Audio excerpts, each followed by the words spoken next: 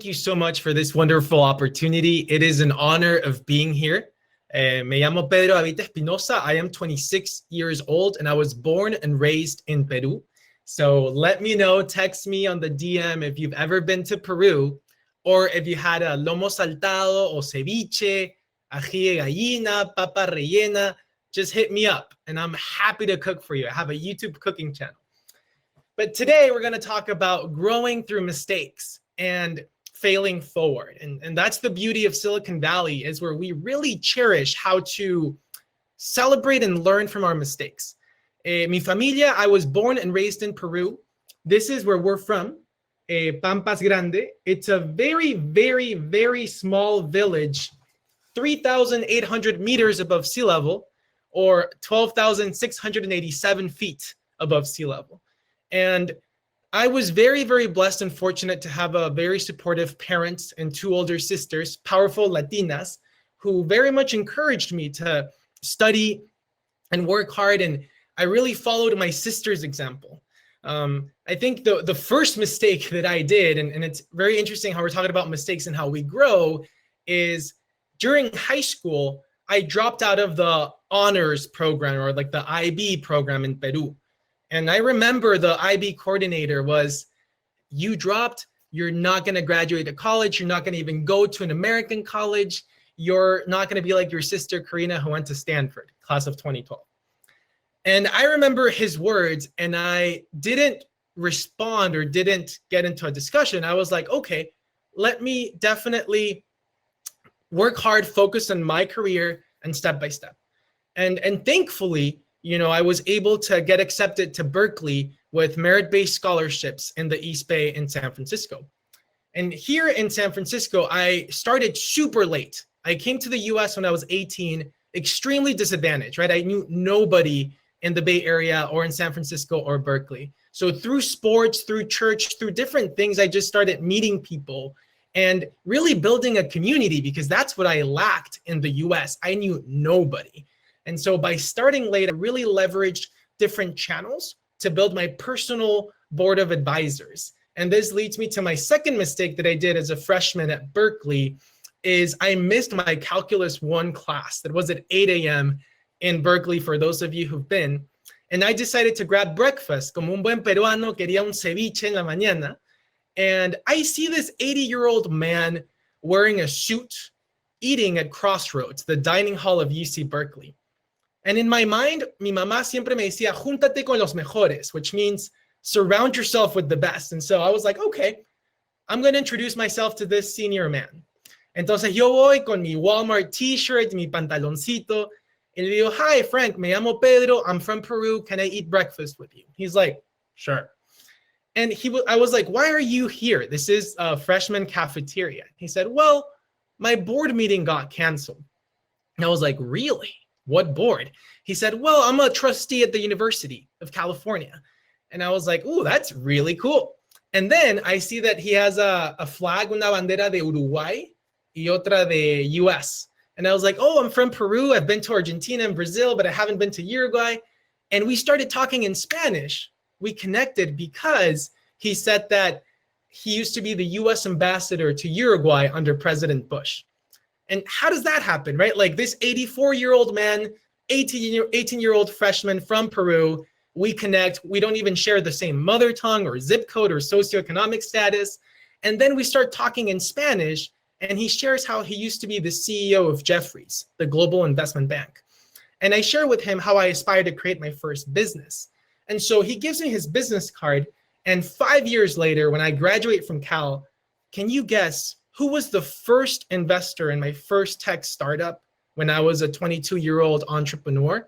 His name is Frank E. Baxter, right? The trustee, the CEO of Jefferies, the US ambassador to Uruguay. So it's really taking advantage of these errors and mistakes and challenges as opportunities for us to grow, not only as entrepreneurs and students, but as learners as well. This example of Frank and how he funded my first startup, Smiley Go, led me to write a book, because I was a Latino entrepreneur. I saw that in tech, very few entrepreneurs look like us.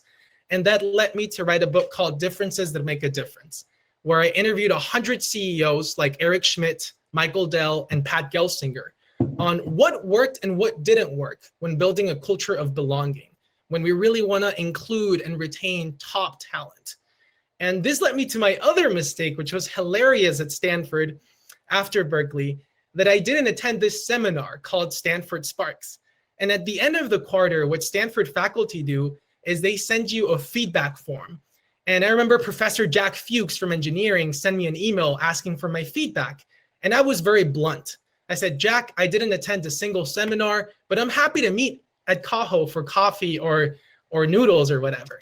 And Jack was like, sure, this is so bizarre. Like, you didn't care about class, but you want to meet? Let's do it. And I was like, okay. So we meet at Coho.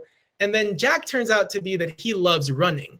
And I am not like the best athlete in the world, but I do like to run or play football in Peru, or tennis or whatever.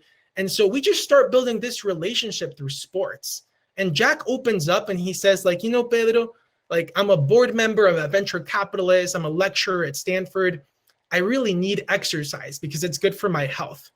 And playing tennis or going for a run with you every other week means the world to me.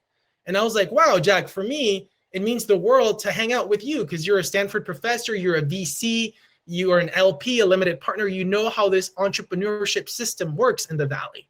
And so we just connected and became really good friends. And later, when his son wanted an internship at a startup, a video game company, Jack was like, Pedro, I don't know any video game startups. I don't play any video games. Obviously, you're 22. Can you connect my son to some of these startup internships? And I was like, of course. I was part of Berkeley Skydeck and knew a bunch of startups in the gaming system. And I helped Jack through that way. So that's another example, folks, of how younger people and junior people can mentor. And it's bilateral mentorship that we can support one another. And this leads me to a very hilarious mistake that I did as a young entrepreneur, where I texted the wrong Ron. So for those of you who don't know, Ron Gonzalez was the first Latino mayor of San Jose, the capital of Silicon Valley. And his initials are RG in my iPhone. And so I have another RG who's my Bible study leader. And I texted Ron Gonzalez, the mayor, when's the next church event, bro? And Ron replied back saying, oh, I go to mass, but like, I don't read the Bible 24/7. And I was like, oh, snap, Ron, me neither. But hey, great to meet you.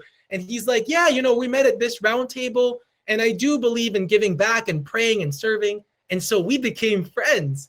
And then I asked Ron to join my board of directors of my first tech company. And he said, yes. The coolest part of the story was that he said, you know what?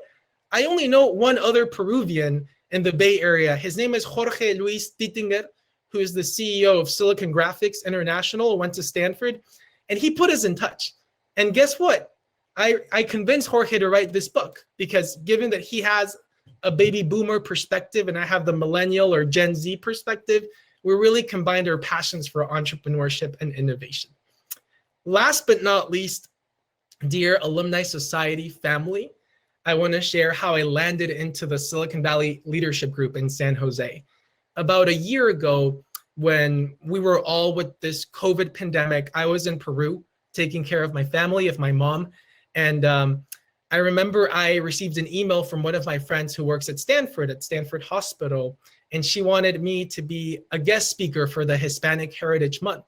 And I was like, yeah, I would love to share the insights that we gained from 100 different entrepreneurs. And I would love to share how we empower Latinas from Peru to become knitting entrepreneurs in PAN Peru, where these are underestimated women founders. And she was like, yeah, but we want to fly you to Stanford. Can you come? And I was like, well, I don't know. Like, I'm in Peru, the airports are closed, the pandemic.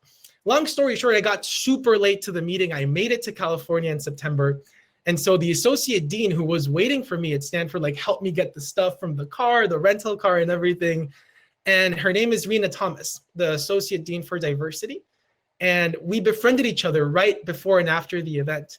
And she said, Pedro, she's also Hispanic. She was like, I want you to meet my husband, Ahmad Thomas, who's a new CEO. And I said, I love meeting families. And so we do this Zoom conversation with Rena and Ahmad. I learn about their values and their passion for diversity and entrepreneurship. And after the call, Ahmad texts me and he's like, I want to recruit you And he literally got me. And now I'm at the Silicon Valley Leadership Group, where our mission is to empower women founders and entrepreneurs of color by providing funding and resources for them to thrive in tech. So thank you so much.